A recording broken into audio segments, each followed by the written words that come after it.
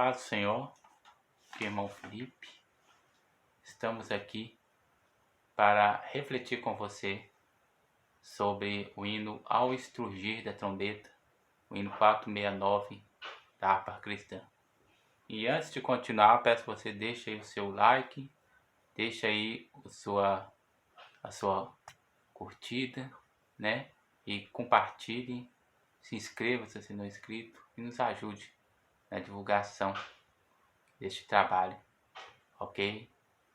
Amém? Vamos lá então.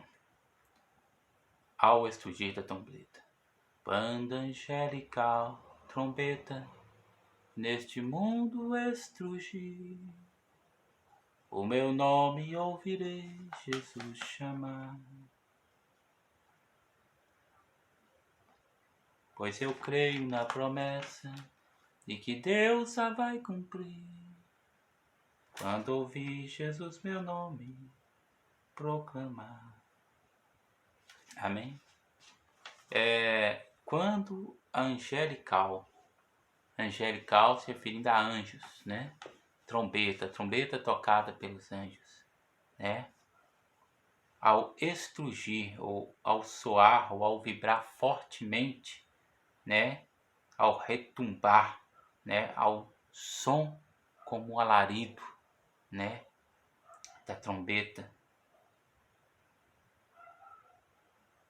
Quando for haver aquela convocação para o arrebatamento. É isso que o hino está dizendo. Aí esse hino diz assim: o meu nome ouvirei Jesus chamar. Essa declaração, ela contrasta com aquela declaração que Jesus diz dos ímpios: apartai de mim, maldito, porque não vos conheço. Né? Está lá em Lucas 13, versículo 27. Né? Vamos ler? Mas ele responderá: não os conheço, nem sei de onde vocês são. Afastem-se de mim todos vocês que praticam iniquidade. Ou seja, uma declaração fala que ouvirá o nome de Jesus chamar. Em contraste com a declaração que Jesus disse para os ímpios: não os conheço. Porque na verdade o Senhor nos conhece.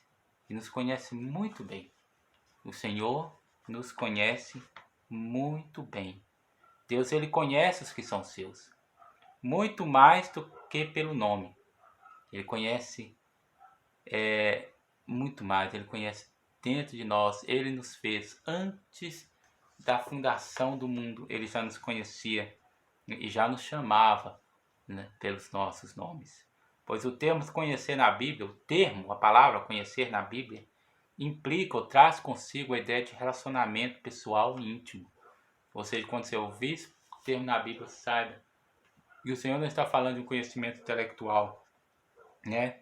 É alguém que está em comunhão com o Altíssimo, né? Então, quando Deus falou, não vos conheço, é porque são pessoas que ignoraram a Deus na sua prática, não procuraram estar em comunhão com o Senhor, e conhecer o Senhor, e viver com o Senhor, né? Quando Jesus disse na reflexão que nós meditamos e publicamos neste domingo, né? Quando o Senhor disse, não vos conheço, traz aquela ideia, né? Que nós estávamos abordando lá.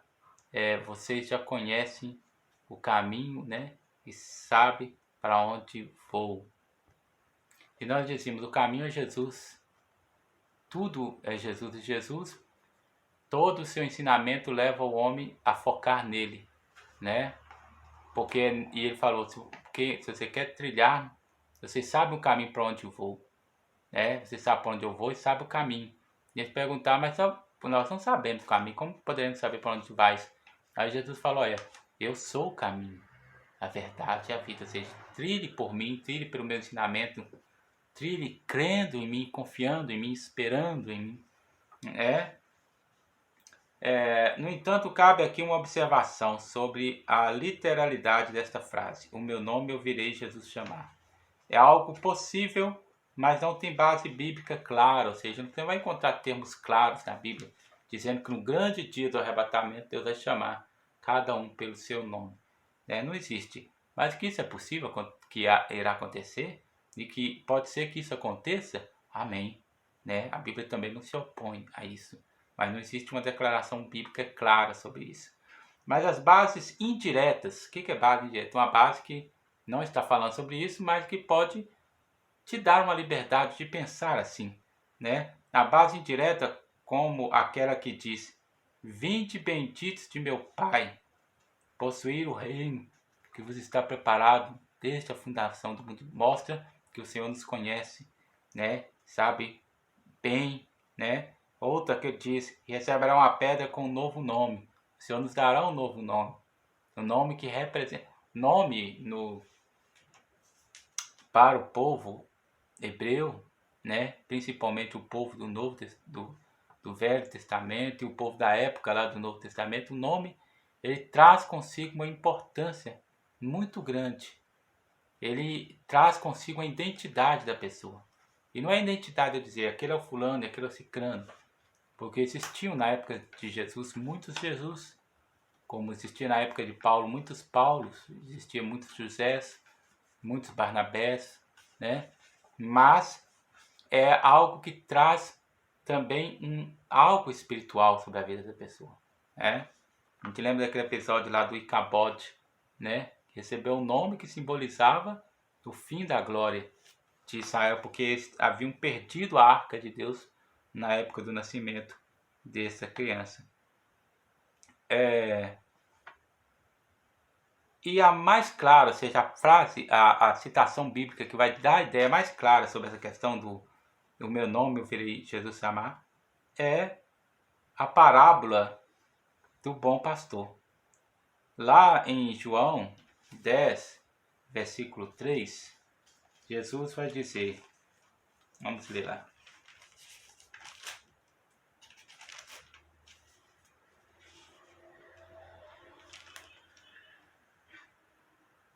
O porteiro abre-lhe a porta e as ovelhas ouvem sua voz. Ele chama as suas ovelhas pelo nome e as leva para fora. Ok? Isso é talvez a citação talvez mais clara, que identifica e traz consigo essa ideia. Nós falamos aqui sobre Mateus 25, 34, onde Jesus fala: vinde benditos meu Pai. Apocalipse 2, 17, onde ele fala sobre a pedra com novo nome, e o texto mais claro, que é João 10, versículo 3. Mas como eu disse, não é nenhuma citação direta, não é nenhum texto que fala diretamente sobre isso. É apenas uma conjectura, um pensar inspirado da pessoa que compôs o hino, ou que compôs a letra do hino. Pois eu creio na promessa e que Deus a vai cumprir. Que promessa é essa? É a promessa da vinda de Jesus Cristo, né? A qual nós aguardamos. Ele mesmo disse lá em João 14, versículo 1 a 3, que ele não nos deixaria órfãos, mas que ele retornaria. E ele nos deixou o Espírito Santo como o penhor, ou seja, a garantia de que ele retornará, né? Mas esse texto ele traz algo muito interessante. O autor ele mostra uma firmeza, né?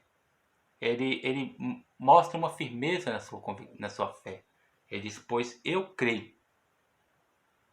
Ou seja, eu não apenas penso, não apenas imagino, eu creio mesmo, realmente, eu, piamente, seriamente, verazmente, creio na promessa que Deus fez e creio que Deus não vai dar para trás, porque Deus é imutável, né? Não há sombra de variação, né? Glória a Deus. Como lemos em Mateus 24, versículo 30, né? Creio que se refere à promessa do arrebatamento dos salvos, como nós lemos lá em Mateus 24, versículo 30. Vamos ler isso aqui?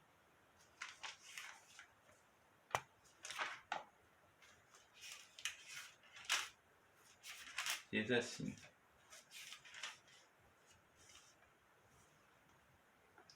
então aparecerá no céu o hino do Filho, o sinal, né? O sinal do Filho do Homem, e todas as nações da terra se lamentarão. E verão o Filho do Homem vindo nas nuvens do céu com poder, grande glória. É o versículo 31, na verdade. E ele enviará os seus anjos com grande som de trombeta, e eles reunirão os seus eleitos dos quatro ventos de uma a outra extremidade da terra. Pois eu creio na promessa. Um cristão precisa estar firme e bem convicto. Temos por bem certo a sua palavra, como a verdade, e que nele não há mudança, e que são bem firmes e inalteráveis as suas promessas. E,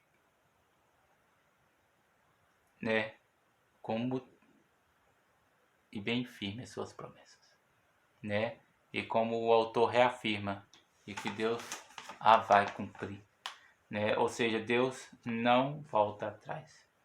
Aí vamos prosseguir nessa estrofe. Quando o céu for enrolado e o sol não der mais luz. Ou seja, quando todas as coisas ligadas a esta realidade que nós conhecemos, a este mundo, não mais existirem, quando tudo em que os grandes e poderosos se firmam, os famosos e ricos, for apenas mais nada, ainda ouviremos a voz de Jesus. Quando todas as seguranças dos homens se esvaírem, quando tudo acabar e existir um novo céu e a nova terra, como diz a palavra de Deus.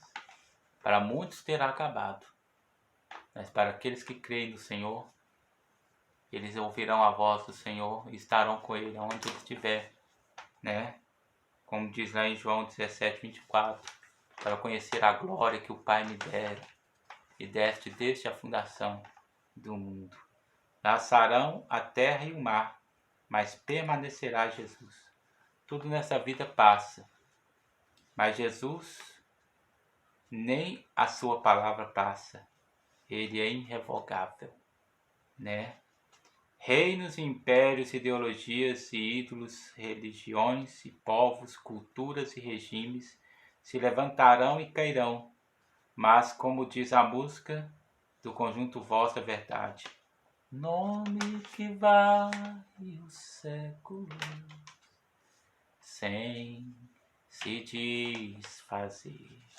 O nome do Senhor varre os séculos, mas ele não se desfaz, não se apaga, não se mistura, não se confunde, O mundo até tenta, Satanás até tenta, mas na glória de Deus ele não toca e nem sufoca o nome do seu ungido. Aí separei, da última estrofe, eu separei apenas as frases que interessavam, Ó, que música suave há de ser para me ouvir. Ou, a segunda parte, ó, que gozo vai minha alma lá nos altos céus fruir. E como será grande e indescritível prazer para o servo do Senhor, para o salvo, ouvir a voz do Cordeiro, a voz de Jesus, dizendo o seu nome, convocando a glória.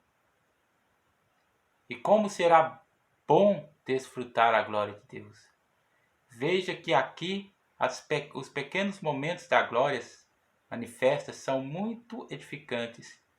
O que não será lá na eternidade? Quando eu estava falando sobre aquele texto que diz a glória da segunda casa será maior que a primeira, eu estava pensando hoje ali na escola dominical e falando com os irmãos. O templo de Salomão, de certo, foi um templo muito mais bem edificado, muito mais bem adornado, muito mais bem prestigiado e muito mais famoso, que era ouvido e as pessoas ouviram falar dele em todos os locais da terra. Em muitos locais longínquos veio a rainha de Sabá de longe para ver, E aí o Senhor falou, a glória da segunda casa será maior. E eu estava pensando com os irmãos, aqui pensando, e eu falei, irmãos, templo de Zorobabel, o templo, a segunda casa, foi uma construção simples. Ela não teve o adorno, a riqueza, embora trouxeram os vasos que estavam lá na Babilônia, trouxe o tesouro, houve uma construção feita, mas ainda ela ganhou uma glória, um destaque humano aparente, foi lá na época do rei Herodes ainda. Então, ou seja, comparando-se com o tempo de Salomão, alguém poderia questionar e dizer, que glória é esta? Que falou-se que é maior? Mas, irmãos, quando a gente lê Neemias e Esdras, a gente vê como o povo se emocionou, como o povo o peso e o significado nos corações do povo foi bem maior, foi bem mais significante, teve um maior peso.